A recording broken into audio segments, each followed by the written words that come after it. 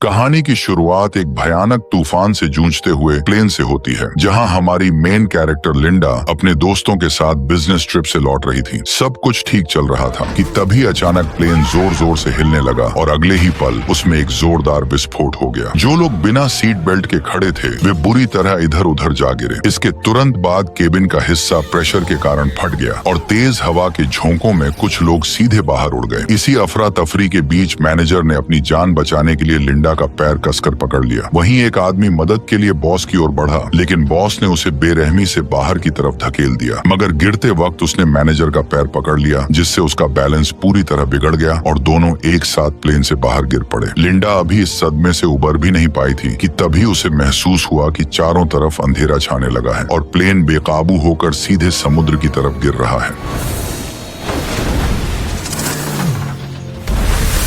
खुशकिस्मती से टक्कर का एंगल ऐसा था कि प्लेन तुरंत फटा नहीं और उसकी जान बच गई। लेकिन तेजी से अंदर घुसते पानी को देखकर लिंडा ने तुरंत सीट बेल्ट खोली और तैरकर बाहर निकल आई। लेकिन बच जाने के बाद भी उसे कोई राहत नहीं मिली, क्योंकि वह अब एक सुनसान और कभी खत्म न होने वाले समुद्र के बीच फंसी हुई थी। तभी दूर उसे एक छोटा सा टापू नजर आया और वह पूरी ताकत लगाकर उसकी तरफ तैरने लगी। सुबह होते ही वह किसी तरह उस टापू तक पहुंच गई और फिलहाल उसकी जान बच गई। लेकिन उसे अंदाजा नहीं था कि असली खतरा तो अब शुरू होने वाला है। थोड़ी दूर चलने के बाद उसकी नजर किनारे पर पड़े एक आदमी पर गई। वह तुरंत उसकी तरफ भागी और पास जाकर देखा तो उसे पता चला कि वो कोई और नहीं बल्कि उसका बॉस ब्रैडली था। वह भी हादसे में बच गया था और बेहोशी की हालत में लहरों के साथ बहकर यहाँ तक आ पहुंचा था। हालांकि गिरने के दौरान उसकी टांग टूट गई थी, लेकिन बाकी लोगों में से सिर्फ वही बचा था। पर फिर भी लिंडा उसे देखकर खुश नहीं थी, क्योंकि कंपनी में वह सबसे ज्यादा उसी से नफरत करती थी। दरअसल वह स्ट्रेटेजी डिपार्टमेंट की सबसे काबिल कर्मचारी थी और अपनी मेहनत से बॉस का भरोसा जीतकर मैनेजर बनने वाली थी। लेकिन ज्वाइनिंग से ठीक पहले बॉस की मौत हो गई और उसका बेटा ब्रैडली कंपनी का मालिक बन बैठा। बॉस बनते ही उसने लिंडा का प्रमोशन छीन लिया और वह पोस्ट अपने चापलूस दोस्त को दे दी। इतना ही नहीं, वह अपने दोस्तों के साथ मिलकर अक्सर लिंडा को नीचा दिखाने लगा। यह सोचकर लिंडा के मन में आया कि वह उसे वहीं छोड़ दे, लेकिन उसने सोचा अगर वो उसकी मदद करेगी तो वह फिर से मैनेजर बन सकती है। इसलिए उसने तुरंत एक नुकीला पत्थर उठाया और उससे केले के पत्ते काटने शुरू कर दिए। फिर पेड़ का सहारा लेकर एक फ्रेम बनाया और पत्तों और टहनियों को बेल से बांधकर एक छोटी सी झोपड़ी तैयार कर दी। धूप से बचने का इंतजाम करने के बाद उसने पानी का जुगाड़ करने की सोची। उसने रेत में गड्ढा खोदा और उसमें नारियल के छिलके रखकर ऊपर पत्ते लगा दिए। कुछ ही देर में बारिश शुरू हो गई और उसने आसानी से पीने लायक पानी जमा कर लिया। बारिश थमते ही मौसम साफ हो गया और काफी देर बाद ब्रैडली को होश भी आ गया। लिंडा तुरंत उसके पास पहुंची और उसे पानी पिलाने लगी। जब ब्रैडली को पता चला कि लिंडा ने उसकी जान बचाई है, तब उसने झिझकते हुए उसे थैंक यू बोल दिया। इसके बाद लिंडा ने उसके सामने अपनी काबिलियत दिखाते हुए लकड़ी रगड़कर आग जलाई और जल्द ही उसने एक मछली पकड़कर उसे पका भी लिया। लेकिन ऐशो आराम की जिंदगी जीने वाले ब्रैडली के लिए ये मछली किसी कचरे से कम नहीं थी। फिर भी पेट भरने के लिए उसे बिना नमक मसाले वाली वो मछली मजबूरी में निगलनी पड़ी। लेकिन लिंडा को इस खाने से कोई दिक्कत नहीं थी, बल्कि वह तो इस जगह पर फंसने के बाद भी बेहद खुश थी, क्योंकि उसे यहाँ कोई भी नीचा दिखाने वाला नहीं था और वो खुशी खुशी यहाँ कई दिन बिता सकती थी। धीरे धीरे कुछ दिन गुजर गए और यहाँ माहौल का असर दोनों पर साफ दिखने लगा। एक तरफ लिंडा जो छोटी सी चीज पाकर भी खुश हो जा रही थी, वहीं ब्रैडली किसी तरह यहाँ से निकलना चाहता था। उसने पूछा कि उसने अब तक किनारे पर कोई SOS सिग्नल क्यों नहीं बनाया या आग को बड़ा क्यों नहीं किया, ताकि किसी की इस टापू पर नजर पड़ सके। उसके मुताबिक लिंडा को पहले यही करना चाहिए था, लेकिन उसने ऐसा कुछ भी नहीं किया। इसी बात पर वह उल्टा गुस्से में चिल्लाते हुए उसे ताने मारने लगा कि वह यहाँ बेवजह उसकी देखभाल का बस एक नाटक कर रही है। खुद टूटी टांग के कारण लाचार था, फिर भी लिंडा की इतने दिनों की मदद के बाद भी वो उसे अपना हक समझ रहा था। उसकी बातें सुनकर लिंडा को समझ आया कि वह केवल चापलूसी से उसका दिल नहीं जीत सकती है। उसे उसकी असली अहमियत तभी समझ आएगी जब उसे कोई तकलीफ होगी। यही सोचकर लिंडा बिना कुछ कहे वहाँ से उठी और उसे अकेला छोड़कर चली गई। शुरुआत में ब्रैडली उसकी इस हरकत पर भी ताने मारता रहा, लेकिन कुछ ही देर बाद उसे एहसास होने लगा कि उसने कितनी बड़ी गलती कर दी है। फिर भी वह घमंडी बना रहा और लिंडा के खुद व खुद लौटने का इंतजार करने लगा। लेकिन ऐसा ही करते करते पूरा एक दिन बीत गया और आखिरकार उसका घमंड टूटने लगा। लेकिन रात तक भी लिंडा वापस नहीं आई। गहरी रात में तेज तूफान चलने लगा और कुछ ही देर में लिंडा की बनाई झोपड़ी भी उड़ गई। अगले ही दिन तपती धूप ने हालत और खराब कर दी। ज्यादा गर्मी की वजह से ब्रैडली डिहाइड्रेशन के चलते बेहोश हो गया। जब लिंडा उसे काफी तड़पा चुकी थी तब वह पानी लेकर वापस आ गई। उसे देखते ही ब्रैडली ने बिना कुछ सोचे तेजी से पानी पीना शुरू कर दिया। अब उसे समझ आ गया था कि वह पूरी तरह लिंडा पर ही निर्भर है और वह उस पर अपना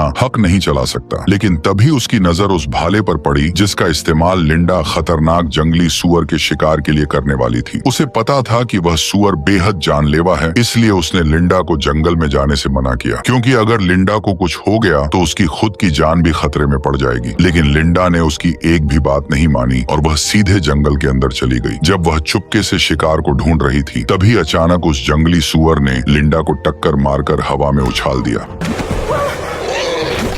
अच्छी बात यह रही कि गिरा हुआ पेड़ अचानक सुअर के सामने आ गया, जिससे वह सीधे हमला नहीं कर सका और लिंडा को तुरंत उठकर भागने का मौका मिल गया। लेकिन सुअर जैसे ही उसकी गंध पकड़कर पीछे दौड़ा तब उसे रास्ते में सिर्फ फटे कपड़े ही मिले। सुअर कुछ समझ पाता उससे पहले ही लिंडा ने मौका देखकर भाला उसके शरीर में गहराई तक घुसा दिया। दर्द से पागल होकर सुअर ने भाले को मोड़कर तोड़ दिया और गुस्से में बेकाबू होकर दोबारा उस पर हमला करने दौड़ पड़ा। इसी खतरे के बीच लिंडा ने तुरंत लकड़ी के डंडे को सामने कर दिया। आखिरकार लिंडा ने उसे मार गिराया। सुअर का कटा हुआ सर देखकर ब्रैडली पूरी तरह हिल गया और पहली बार उसे समझ आया कि असल में लिंडा बहुत खतरनाक और ताकतवर है, जिससे अब ब्रैडली लिंडा से डर के रहने लगा। कुछ दिन बाद जब लिंडा जंगल में सामान ढूंढ रही थी तो उसे एक झरना मिला जहां से साफ पानी सीधे पिया जा सकता था। अब उसे पानी की चिंता नहीं रही और वह इस खोज से काफी राहत महसूस करने लगी। लेकिन उसकी यह खुशी ज्यादा देर नहीं टिक पाई, क्योंकि तभी उसे दूर से इंजन की तेज आवाज सुनाई दी। आवाज सुनते ही लिंडा तुरंत उस तरफ दौड़ पड़ी। वहां पहुंचकर उसे एक बोट दिखाई दी, जिसे देखकर उसकी आंखों में एक उम्मीद जाग उठी। लेकिन जैसे ही वह मदद के लिए चिल्लाने वाली थी तभी वह अचानक रुक गई। उसे एहसास हुआ कि अगर वह वापस लौट गई तो उसे फिर से वही घिसी पिटी जिंदगी जीनी पड़ेगी, किसी और बॉस के नीचे झुककर काम करना होगा और हर दिन उसके ताने सुनने पड़ेंगे। लेकिन अगर वह यहीं रुकती है तो वह अपनी मर्जी की मालिक होगी, उसे किसी का कहना नहीं मानना पड़ेगा और जो चाहेगी वही कर पाएगी। इन्हीं ख्यालों में उसने फैसला कर लिया कि वह इस टापू को नहीं छोड़ेगी, इसलिए वह तुरंत छुप गई और धीरे धीरे नाव को दूर जाते हुए देखती रही। वापस आने के बाद उसने ब्रैडली को इस बारे में कुछ नहीं बताया, लेकिन ब्रैडली सिर्फ मजबूरी में उसका कहना कर रहा था। असल में वह इस टापू पर हमेशा रहना नहीं चाहता था। 2 हफ्तों की इस जंगली जिंदगी ने उसे पूरी तरह बदल दिया था और उसका सब्र अब टूटने लगा था। उसने लिंडा से एक नाव बनाने को कहा ताकि उसकी मदद से वह पास मौजूद बोट तक पहुंच सके और कोई उन्हें देख सके। लेकिन लिंडा ने उसकी बात सुनते ही इसे बेहद खतरनाक बताते हुए नाव बनाने से साफ इनकार कर दिया। ये सुनकर ब्रैडली का गुस्सा फूट पड़ा, क्योंकि जब से वे इस टापू पर फंसे थे तब से लिंडा ने उसकी एक भी बात नहीं मानी थी, जिससे वह खुद को रोक नहीं पाया। उसने लिंडा से अलग होकर अपना खुद का एक अलग कैंप बनाने और नाव तैयार करने का फैसला कर लिया। लेकिन जैसे ही वह अकेले काम करने लगा उसे एहसास हुआ कि यह उतना आसान नहीं है जितना वह समझ रहा था। उसे आग जलाने तक का सही तरीका नहीं आता था और टूटी टांग की वजह से वह ज्यादा दूर भी नहीं जा सकता था। मजबूरी में वह नारियल के खोल से बारिश का पानी जमा करने लगा। किसी तरह उसने एक छोटी झोपड़ी खड़ी की और रेत पर हेल्प लिखकर मदद का इंतजार करने लगा। लेकिन 2 दिन बीत जाने के बाद भी समुद्र से कोई जवाब नहीं आया। भूख से परेशान होकर वह मजबूर हो गया और आसपास के कीड़ों को खाने की कोशिश करने लगा। लेकिन जैसे ही उसने उन्हें खाया उसे इतनी घिन आई कि वह तुरंत उल्टी कर बैठा। उधर लिंडा के पास एक से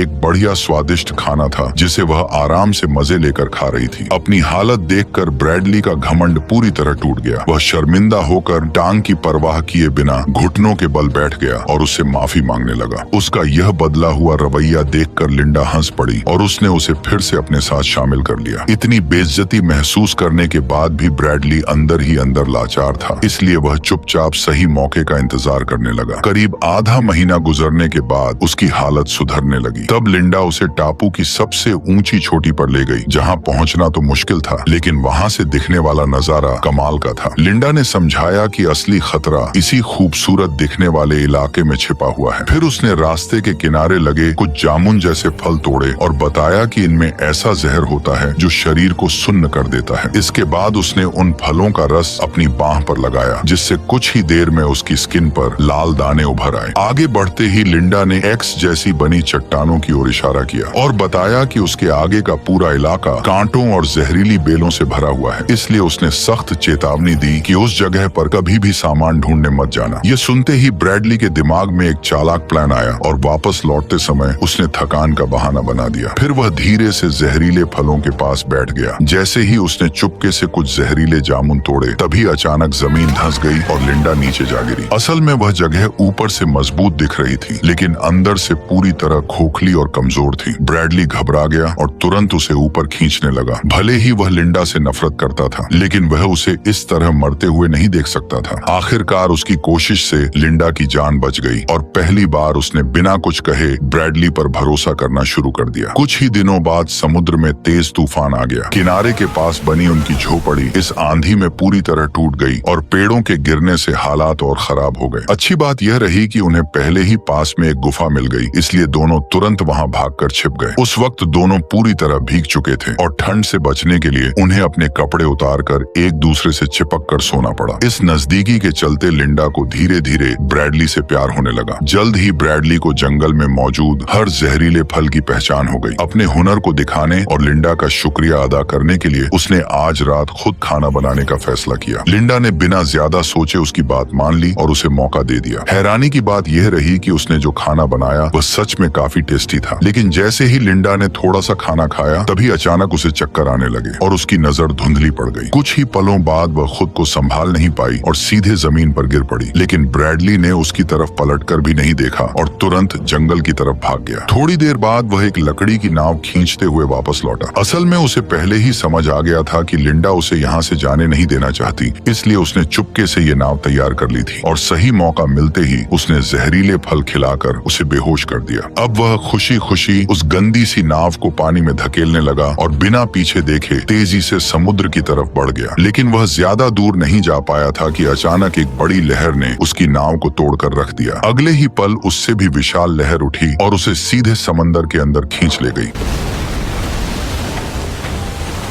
खुशकिस्मती से वह ज्यादा दूर नहीं गया था, इसलिए होश में आते ही लिंडा ने तुरंत उसे किनारे खींचकर बचा लिया। होश में आते ही ब्रैडली घबराकर उससे माफी मांगने लगा, लेकिन लिंडा ने कुछ नहीं कहा और चुपचाप उसे पका हुआ केकड़ा थमा दिया। ब्रैडली ने बिना सोचे समझे उसे खा लिया, लेकिन कुछ ही देर में उसका मुंह अजीब तरीके से सुन्न पड़ गया। देखते ही देखते यह असर उसके पूरे शरीर में फैलने लगा और वह समझ नहीं पाया कि आखिर हो क्या रहा है। तभी लिंडा ने सच्चाई बताई कि यह ब्लू रिंग ऑक्टोपस का जहर है जो शरीर को सेकंडों में पैरालाइज कर देता है और इंसान चाहकर भी हिल नहीं पाता। असल में यह सब उसने ब्रैडली को सबक सिखाने के लिए किया था। इसके बाद उसने एक चाकू निकाला, उसे थोड़ा गर्म किया और तुरंत ब्रैडली की पैंट उतार दी। धीरे धीरे वह उसके पास आई और इशारों में उसे समझाने लगी कि वह अब क्या करने वाली है। यह देखकर ब्रैडली बुरी तरह घबरा गया। तभी अचानक लिंडा ने चाकू चलाया और अगले ही पल खून की पिचकारी चल गई, जिससे ब्रैडली का गला लाल हो गया। ये देखकर लिंडा मुस्कुराने लगी। फिर उसने वो चीज दिखाई जिसे उसने काटा था। दरअसल वह कोई इंसानी अंग नहीं बल्कि एक चूहा था। ये सब उसने सिर्फ ब्रैडली को डराने के लिए किया था, ताकि वह दोबारा ऐसी हरकत करने की हिम्मत न करे।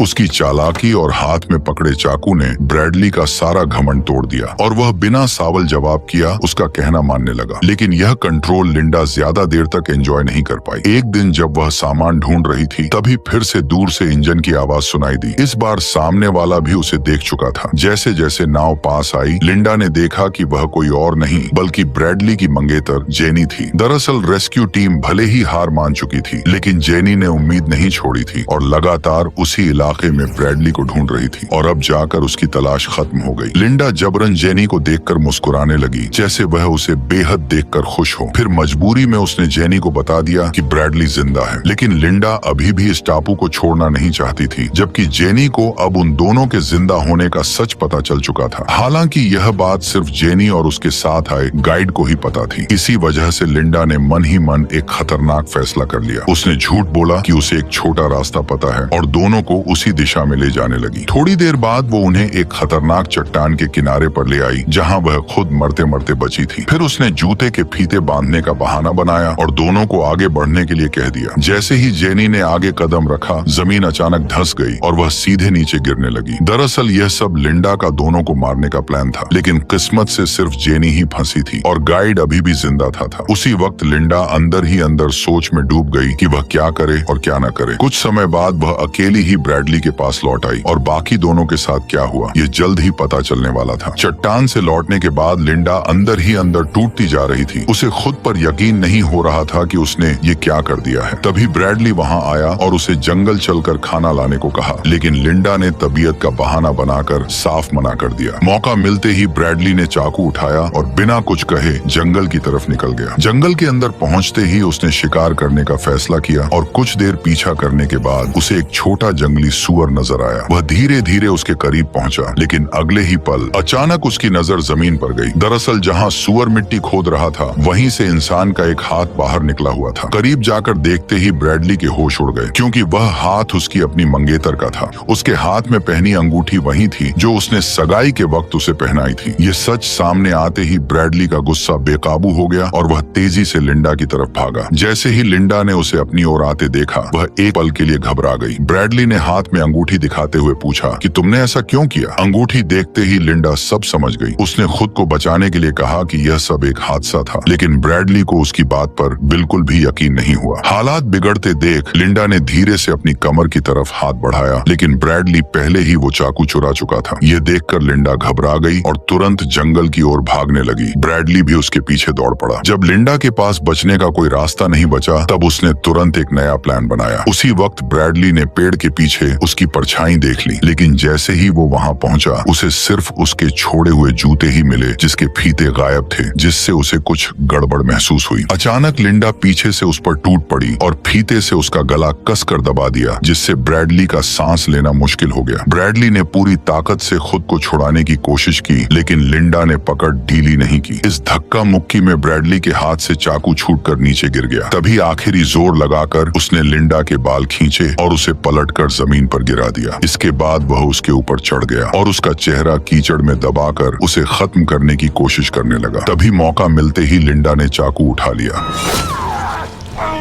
जब लिंडा ने आंखों से मिट्टी हटाकर दोबारा देखा तो ब्रैडली वहां से गायब हो चुका था। दरअसल वह उसी जहरीले इलाके की तरफ बढ़ रहा था जहां जाने से लिंडा ने मना किया था। ये देखकर लिंडा ने उसका पीछा नहीं किया और चुपचाप वापस लौट गई। काफी दूर तक भागने के बाद भी ब्रैडली के साथ कुछ नहीं हुआ, लेकिन जैसे ही उसने सामने देखा तब उसके होश उड़ गए, क्योंकि दो विशाल चट्टानों के बीच उसे एक आलीशान विला दिखाई दिया, जिससे साफ हो गया कि यह कोई सुनसान टापू नहीं बल्कि किसी का प्राइवेट आइलैंड है। उम्मीद की एक नई किरण के साथ ब्रैडली तुरंत वहां पहुंचा और मदद के लिए चिल्लाने लगा, लेकिन अंदर से कोई जवाब नहीं आया। तभी उसने देखा कि दरवाजा खुला हुआ है। घर के अंदर घुसते ही ब्रैडली ने जल्दी जल्दी लाइट ऑन की और हर जगह नजर दौड़ाकर कुछ काम की चीजें तलाशने लगा। तभी उसकी नजर फ्रिज पर पड़ी और उसे खोलते ही अंदर तरह तरह के मॉडर्न ड्रिंक्स सजे हुए दिखाई दिए। प्यास से बेहाल ब्रैडली ने तुरंत एक पानी की बोतल उठाकर पीने लगा, लेकिन तभी अचानक सब कुछ बदल गया। न जाने कैसे स्पीकर से लिंडा की आवाज गूंज उठी और उसकी बात सुनते ही ब्रैडली को पूरी सच्चाई समझ आने लगी। उसे एहसास हुआ कि जहरीले इलाके वाली सारी बातें झूठ थीं और सिर्फ उसे इस जगह से दूर रखने के लिए ये कहानी बनाई गई थी। अब लिंडा ने बिना किसी झिझक के सब कुछ साफ साफ बता दिया। असल में जो जहाज उसने पहली बार देखा था वो हर महीने यहाँ सप्लाई देने आता था और उसी के जरिए उसे इस आलीशान विला का पता चला था। यहाँ आने के बाद उसने छुपकर दरवाजे का पासकोड देख लिया और फिर सही मौके पर इस जगह पर पूरी तरह कब्जा कर लिया। हालांकि असली मालिक यहाँ बहुत कम आता था, इसलिए वह हर बार सब कुछ साफ करके आराम से यहाँ रहती थी। किसी को शक भी नहीं होता था और सब कुछ उसके हिसाब से परफेक्ट चल रहा था। लेकिन जेनी के अचानक आने से उसका पूरा प्लान बिगड़ गया। अनजाने में हालात ऐसे बन गए कि उसे जेनी को मारने का कदम उठाना पड़ा।